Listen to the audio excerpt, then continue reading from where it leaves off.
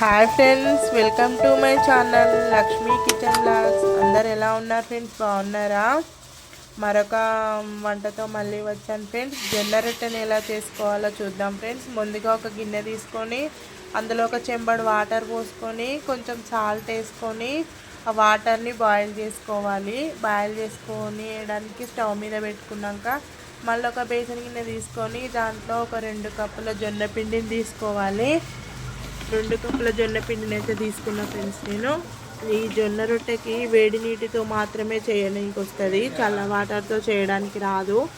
2 కప్పుల పిండిని తీసుకొని దాంట్లో మనము వేడి చేసి పెట్టుకున్న వాటర్ని పోసుకొని మంచిగా ఇది పిండి మొత్తానికి కలిసేటట్టు ఒక సరాతం తీసుకొని మంచిగా కలుపుకొని ఒక పక్కకు మంచిగా ఇట్లా అదుముకొని పెట్టుకోవాలి. ఇట్లా అదుముకొని పెట్టుకోవడం వల్ల వేడి అనేది పోదన్నమాట. మనం పిండి రొట్టె చేసుడు అయిపోయేంత మట్టుకు ఆ వేడి అనేది అట్లనే ఉంటుంది. ఎందుకంటే పిండికి మొత్తం ఇట్లా అదిమి పెట్టినాం కాబట్టి వేడికి పోదు. పిండి మంచిగా అదిమి పెట్టుకోవాలి. పెట్టుకొని కొంచెము మనం ఈ హాట్ వాటర్ అన్నీ పోసుకోవద్దు. మనము కొన్ని పోసుకోవాలి, కొన్ని పక్కకు పెట్టుకొని మనం మధ్యలో పిండి వేసుకోవడానికి ఆ వాటర్ని తీసుకొని మనకి సరిపోయేంత పిండి ముద్దను మంచిగా కలుపుకుంటూ చేసుకోవాలి.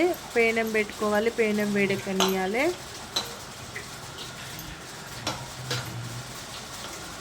మంచిగా ఇట్లా కలుపుకోవాలి.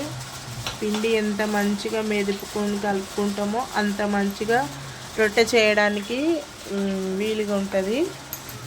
నాకు దాంట్లో సరిపోతలేదు పిండి మెదపడానికి, అందుకని వంట బండ మీద చేస్తున్నా నేను.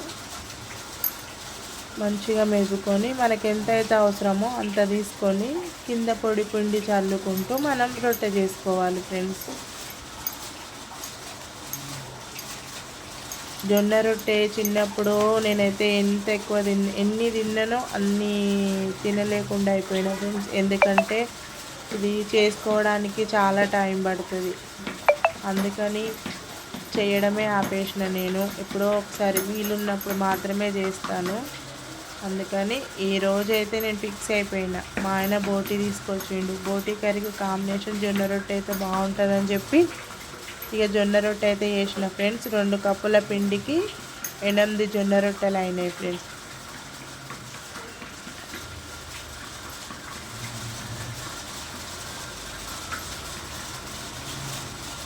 ఇలా మధ్యలో మంచిగా పొడి పిండి చల్లుకుంటూ పీట మీద కూడా చేస్తారు, కానీ నాకు పీట మీద కన్నా ఇట్లా వంట బండ మీద చేస్తేనే ఫ్రీగా వస్తున్నది.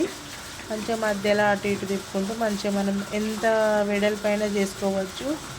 మనం పిండి ఎంత పెట్టుకుంటే అంత ఎక్కువ పిండి పెట్టుకుంటే ఎక్కువ వెడల్పు వస్తుంది ఫ్రెండ్స్. మంచిగా ఇట్లా చేసుకోవాలి.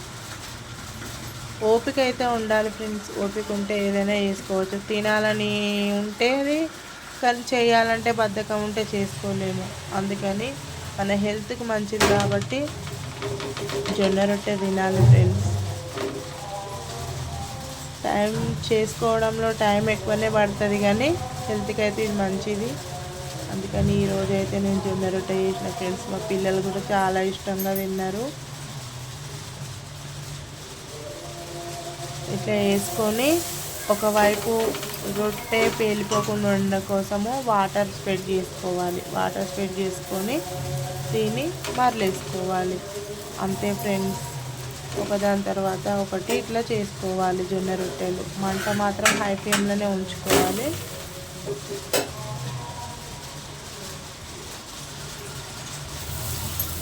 టైం అయితే పడుతుంది, కానీ హెల్త్కి మంచిది కాబట్టి ఎంత టైం అయినా మనం చేసుకోవాలి ఫ్రెండ్స్. మన వీలుని బట్టి అయితే చేసుకోవాలి. డైలీ చేయాలంటే వీలు కాకపోవచ్చు, వారానికి ఒకసారైనా చేసుకోవాలి. మా మమ్మీ వాళ్ళ ఇంట్లోనైతే డైలీ చేస్తారు ఫ్రెండ్స్. జొన్న రొట్టె లేకుండానైతే ఉండరు. కంపల్సరీ వాళ్ళు పొద్దున చేస్తే సాయంత్రం చేస్తే పొద్దున కంపల్సరీ వాళ్ళ ఇంట్లో జొన్న రొట్టెలు అయితే ఉంటాయి. నాకు మ్యారేజ్ అయిన దగ్గర నుంచి జొన్న రొట్టెలు ఎక్కువ చేసుకోవడం వీలైతే లేదు, చేస్తలేను.